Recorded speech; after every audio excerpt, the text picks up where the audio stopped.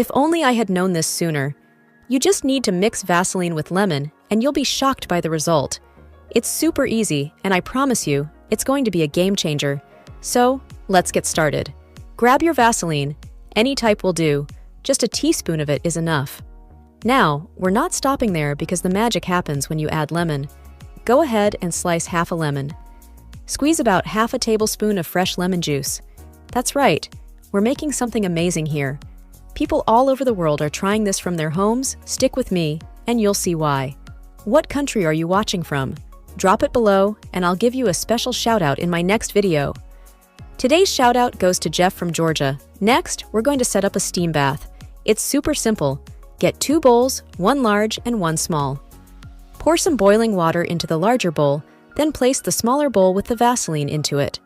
This will help melt the Vaseline smoothly. Maybe you're wondering what this is for.